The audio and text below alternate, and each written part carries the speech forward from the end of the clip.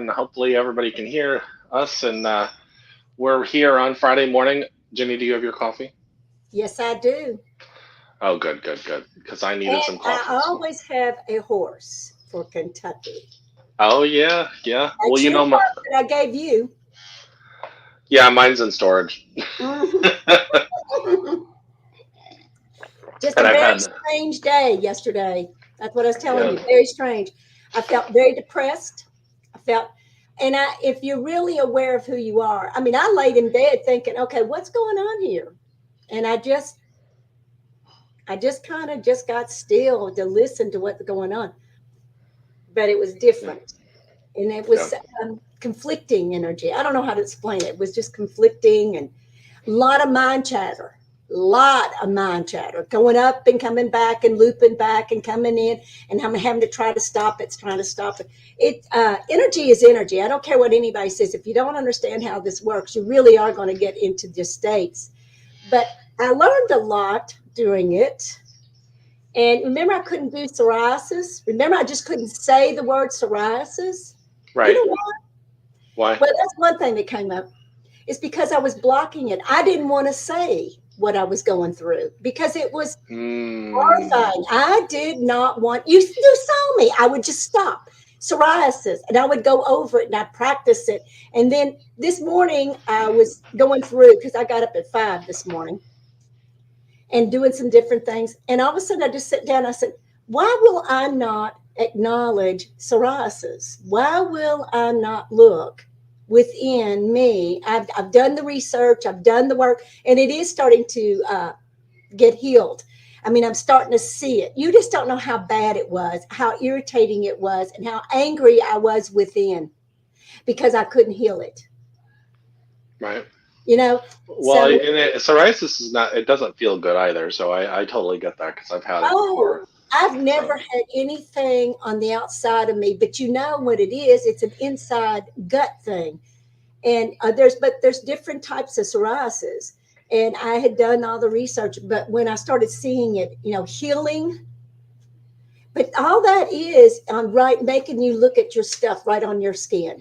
well, and it's what you said when you talked about when you mentioned it's about the gut. Well, we stuff in our stomach our stress, and so when we have any type of stress, we start feeling it starts surfacing up on the skin, so to Yeah. speak. Because Well, I it's was just in toxins. It's it, it, toxins coming from your gut, right. trying to make you wake up. But I mean, the cells start multiplying themselves, and you've got skin lesions. And I mean, I've never seen anything like it in my life, but I was angry about it. But I remember when it happened is when we got so stressed the first 3 months, Yeah. and it Well, stressed. I mean, and it's like this past 7 months has been very stressful for me. So it's been one of those things where I've been, it's like it's people think that we're not supposed to get stressed. I'm like, well, I'm still a human being, so Well, it's like that doesn't. even our small groups and everybody, they're like amazed that we will talk about our stuff like that. We open it up, we talk about it, we're very honest about it. We're not perfect. We never have been. Nor do I want to be. I think the Me, nature of the message is to be okay with not being perfect yeah. and just to look at it. Well, So and to really look at it. I mean, that's what I said. Psoriasis, that word would not come in. I would go, And I sit in here and I thought, why am I doing that? Because it's not my strokes. Now, some people don't understand. I have had 2 major strokes. I think I'm amazing to even be able to do what I'm doing and even be able to talk what I'm talking. yeah. By the And way, good morning, Wayne. I know you said good morning. Just saying good morning back. So but I got up this morning and there was a clarity on the energy this morning. There was a clarity. You felt it. mhm. And I really am trying to figure out how to get out the Wi-Fi. I want my Wi-Fi out because it bothers me. And I would listen to this guy, and he said, you can start plugging in your computer the way it used to be. I'm really trying to get out of the Wi-Fi. The Wi-Fi, my cell phones, all of that are starting to really affect me. Yeah, all you have to do is plug into an Ethernet cord. Well, that's what I'm gonna. Rias is gonna either come up here and he's gonna figure it out because Yeah, Spectrum will do that for you. will they? Oh yeah, yeah. Just How do tell I? them you want. Just tell them you want a non-Wi-Fi modem, and that you want to be plugged into the plugged totally just into an Ethernet cord. You don't Okay. want it. Well, I can't take it anymore because even I don't have anything in my bedroom at all. I don't ever bring my cell phone in. I do have, but no, it's bothering me. Well, And and then and then with the cell phone, anytime you use that, you just put it where if you want a break from it, you just put it in the other room well, from it. I can put it in my microwave sometimes. I'll put it in my microwave. I have also a Faraday cloth on it. But I'm going to have to start because it is getting more intensive. And I could feel it yesterday. And that's why I could think, is it this or is it outside? But there's a lot of energy out there all around us. So, yeah, I'm going to be looking at some other areas about this. Okay. But I've had a lot of aha moments just looking at the psoriasis. See how easy that comes in? Yeah.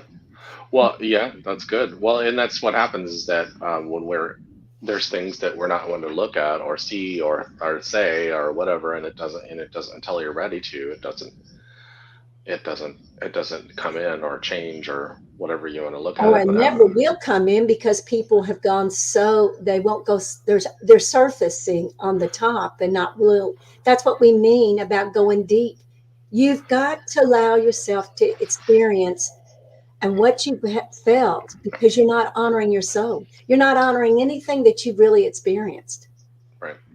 And that's what we were talking about the other day because I did a video on there's a war on being authentic, and there's a just in any comments that we see on anything or any type of conversation you have with somebody, if it causes a cognitive dissonance or if it causes some kind of problem in their mind that goes against their paradigm, then they immediately attack it. Hmm. And I'm like, what why do we care about what other people think or do if it doesn't hurt you, if it doesn't affect you, why are you in somebody else's business? I really think there should be a mind your business philosophy going on in our world right now.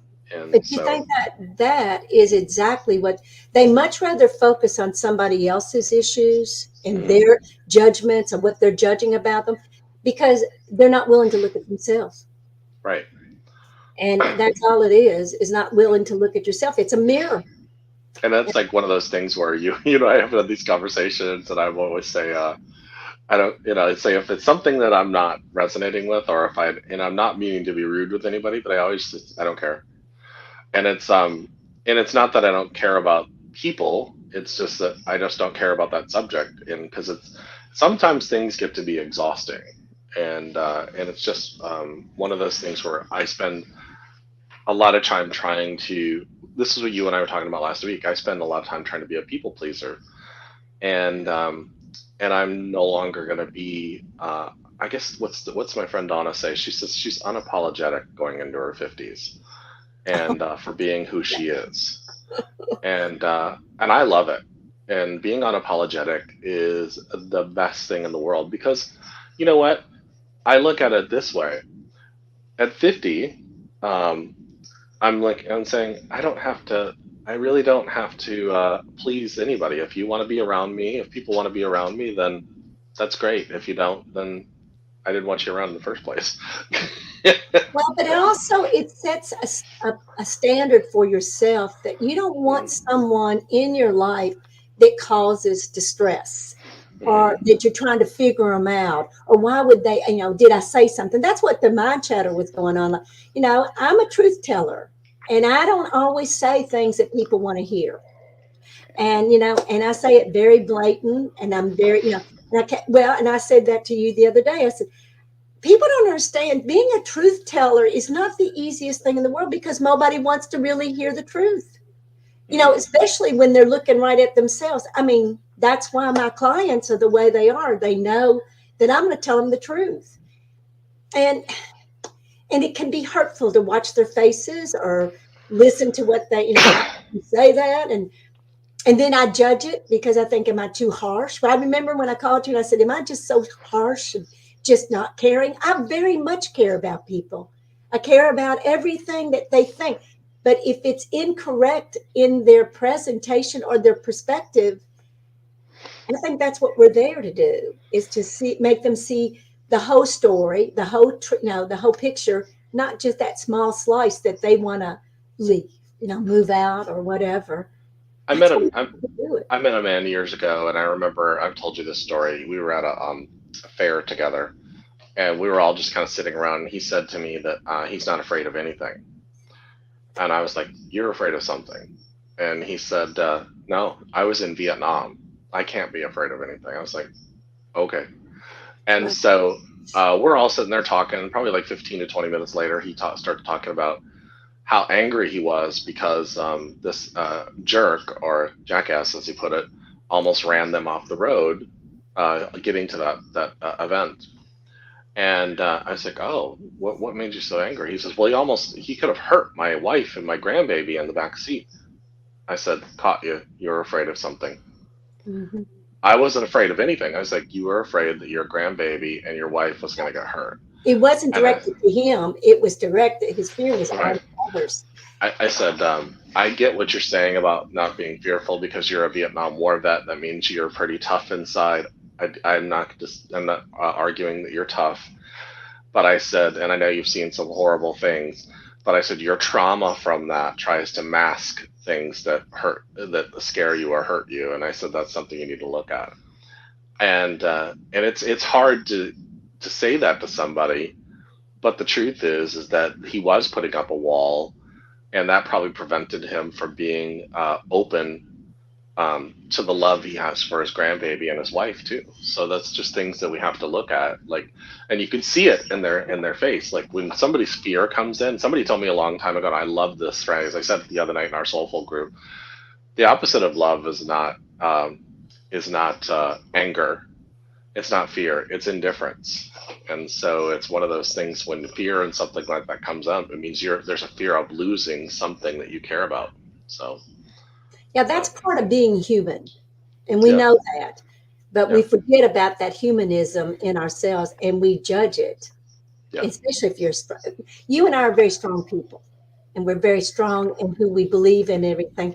But also, we also find ourselves with something hits us, we really have to go deep to find out where that is within.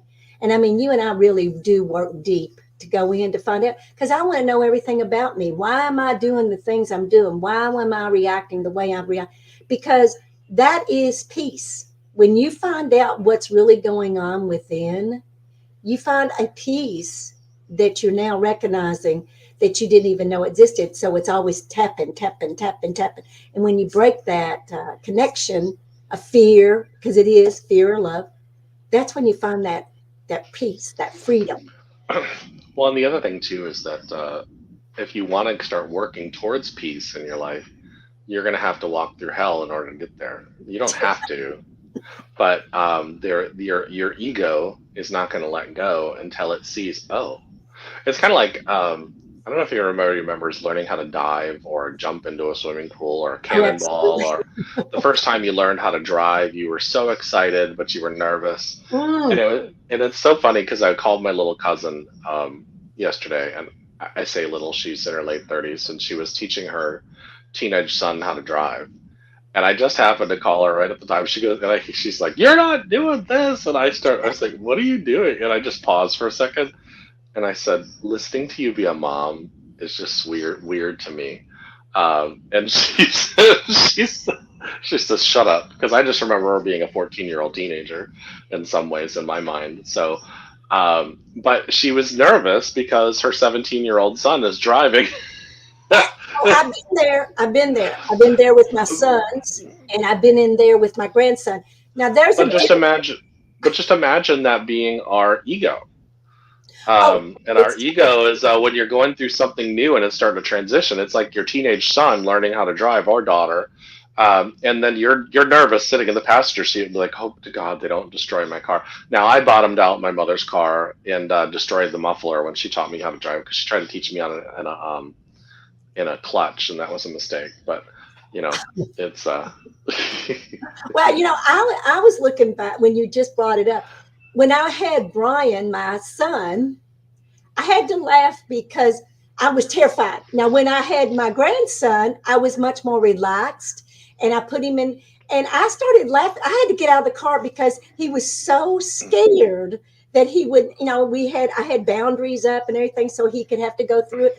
And I thought I was so different with Brian versus my grandson. It was hysterical. yeah. And yeah, I was scared with my sons. And then when my grandson came in, it was like you were much more relaxed as a grandmother. I don't, I wasn't working, and it was just a totally different, funny experience. Ghost Rider, we're all going through that too. I mean, it's one of those things, and you're going to get through it. It's a I'm just coming to the tail end of some of that unseen things, and knowing through the unseen, I knew there was a part of me that knew I was taken care of, and then there was the other part of me that was like, oh shit. And that oh shit wasn't as nice as I just put it. It was just like terror inside. And that's the part that people don't want to look at, and they say, "Oh, think positively." I'm like, no, sit in that terror and allow it to work through itself. I'm like, where did we get this idea to just be positive? And I was on a show this week on Tuesday for the Tribune, and we were talking about being positive, and we all did talk about the fact that there's a thing called being toxic, Mm. toxic positivity, and so if you've lost everything that physically matters to you in the physical world, and you're looking at losing more, and this has happened to you before, again, it triggers something in you. I don't care who you are. I don't care if you're the Buddha or not. There's something. Well, he sat by a tree because he left his family. So you're telling me he wasn't afraid? He was terrified. you know, and he was sad and he was depressed and all those things, and he had to work through those emotions. So it's one of those things where, and what did Jesus wander in the wilderness for 40 days and 40 nights? So And then Buddha was under that tree for 300 years. Isn't that correct? yes, I think so. Yeah, yeah. Okay, now okay, there's something there, like Jesus in the 40 days of the desert. Now that desert was with the devil. That is the critical voice. That is the fear of what it is. But what about Buddha? He sat under that tree, He supposedly. did. He did, and it was and I might get this God wrong, so I apologize if somebody wants to correct me. I'm okay with that. I think it was Kali that came to him and tried to tempt him. So this is the metaphor of struggling with their inner demon. Yes. So we all have to go through this. And if people have been watching for a while, they know that I was laid off from my job in August, and then Jenny and I made enough money during the fall where I was able to transition out of my apartment and still fund a trip to Scotland, and then go in January, or all the way up to January. But right now I'm starting a new consulting gig, and one of my friends said to me, "I'm so sorry." I'm like, "No, don't be." It's not that big of a deal. Then I get to get caught up and get back on track, and really, that's a blessing. And these Hmm. are just one of those things. And well, how are you going to do this work? I'm like, I'm a workaholic, anyways, guys. So I wouldn't worry too much about that. I actually am one of the few people in this world. I'm not a workaholic. I actually love working, and that's what most people don't understand. I actually do enjoy working because I work hard, and then I play even harder. So, Hmm. but Well, and also we had to go through a lot of changes. And I mean, but I remember when you called me and you said, "Are you doing this for me? Are you doing this for you?" Remember that when you yeah, and I looked at you and I said, "That's funny," because I asked myself the same thing. Am I doing this for Jeremy? Because I knew you were in a situation, but I wasn't. I was yeah. enjoying what I was doing, and it was very nice for both of us. We're on the same we were on the same page, but we just needed to really verbalize it to each other what the truth was. Well, and I thought about it because I know if you were doing it for me, and you were stressed, and you were Well, you then were you would concerned call. I was going to have a heart attack. It would cause you to have a heart attack That's potentially, what and you I was said. like, then I would have felt like crap. Well, and I would have And felt that too, but I had to look. This is what I said, but isn't that what good friends do? yeah, And I yes. mean, that's one thing I can say. You and I are very close to what we feel with each other. We don't hold back anything. We are very clear until we are in the clarity of it. We don't say anything, or we might say something small, but when we really get it, we come right back to each other very quickly. Well, and here's two major things that came up for me healing wise too in the last 7.5 months is this. What does it say? Um, is one of the biggest ones, and I've talked about this in our small groups too, is that I started that it's the lower back. When the lower back starts getting taken out, that has to do with feeling supported. And there's a bunch of other things, but one of the major ones is feeling supported. And I started thinking, where is it you don't feel supported? Well, when I was a kid and I would go to school and I was 6 foot tall at 12, I didn't feel supported because I felt like I was picked on all the time, and I didn't feel like the teachers supported me. And physically abused, hit all the time. And when I would respond, I was the one that got in trouble. And so there was all this stuff, feelings of feeling rejected and abandoned and everything else. Um, and it was, from the perspective of an 11-year-old or a 12-year-old. So those are the things you have to look back and say, well, I was 11 or 12. I mean, of course I would feel like that. And so then I was like, where are you not feeling supported now? And at that point in time, it was literally the 2 days before my birthday. And my friend Kevin was on a bus from Fort Lauderdale to come up to Tampa. That's like a 4.5 hour journey for him just to come and hang out for the night Mm. for my birthday. My friend Justin and Damien planned an entire weekend for my birthday. My friends Suzanne and Sylviane are the reasons why I've ate for months. And I have a roof over my head. And so those are things. My friend Sarah and you have been working with me, and Donna have been working with me, and so that's where. And I thought, where do you not feel supported? And then I was like, and I literally looked at my inner self and I said, shut up. It's time to get over this and let it go. You are supported. And then I turned to God and I said, thank you so much for supporting me, because abundance comes in different realms in different ways. And so when you look at that and then you start saying, oh, and then I started appreciating my friends and really thinking how amazing they have been that through this journey. Because part of me, when my mother died, I felt like I felt alone. And there's been part of me that's really felt alone, even though I can hear her at times. I felt alone, and that I would, if something happened, I'd be there. I wouldn't have anybody to turn to, and there's been a small portion of that. So that's gone. And then I heard her say last week. I heard her say, "Jared, it's okay to have dreams. Just don't live in the dreams, Hmm. and you're too far in the future." Hmm. And so that's not in the now of the moment. So Yeah. yeah, those are some great lessons I've had lately. So Well, we've had some amazing things also.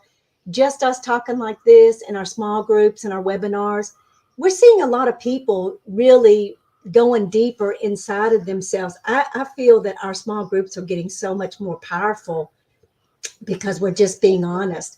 And you and I both know a lot of those people say, I can't believe you're all talking like this. Well, isn't that the way it should be? Telling the truth about what we're going through as much. Because I remember Kelly, one of our, you know, members, she was just saying, just people don't talk like you all do.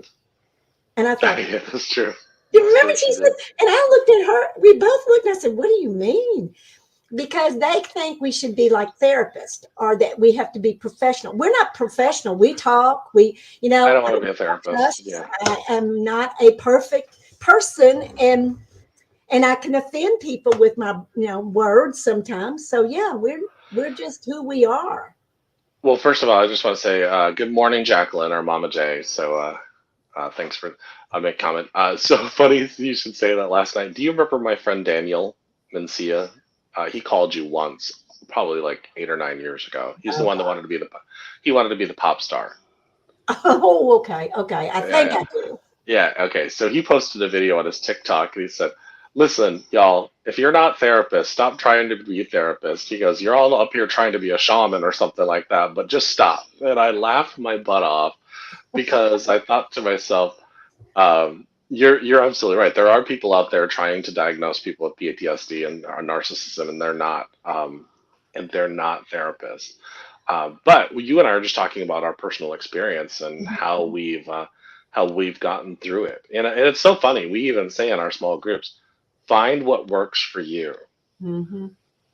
And Don't so if follow us. We both say that. Don't follow us. yeah, We'll give you how to get into the path, but it's still up to you how you follow into that path. We're not trying to save people either. We're trying to right. help people understand how to save themselves. Yeah, I don't want that responsibility. I don't. And I used to feel that way. I felt like I owned, when I was a teacher, that I had to save every child. I wasn't about ready to save every child.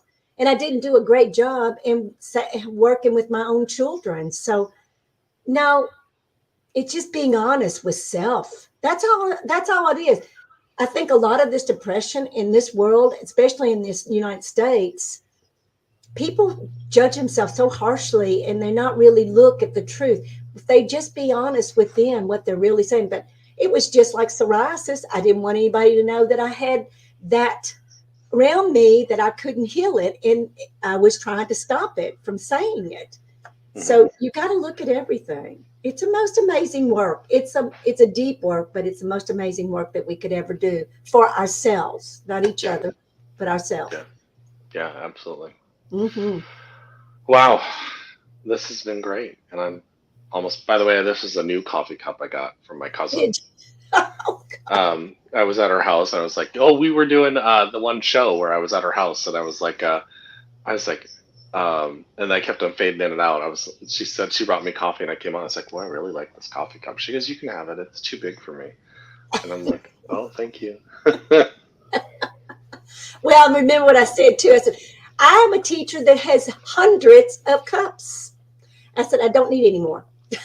So what that means all is when you go visit her, bring her a coffee cup. I'm just No, no, I've got kidding. plenty. And I've got them up in the attic. I've got them everywhere. And I was laughing about it because I've even tried to give away a lot of them. And I love them. I appreciate them at the time. But, when you got 20 or 30 of them, I don't need any more.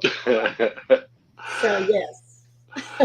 Oh, you know what I was thinking about the other day? I was thinking about our trip to North Carolina with Jennifer, and I have never laughed. I don't think you and I have laughed a lot, but that weekend, the three of us laughed so hard about just a lot of things, and we were processing that porch. I love that little Airbnb that we I took. did too.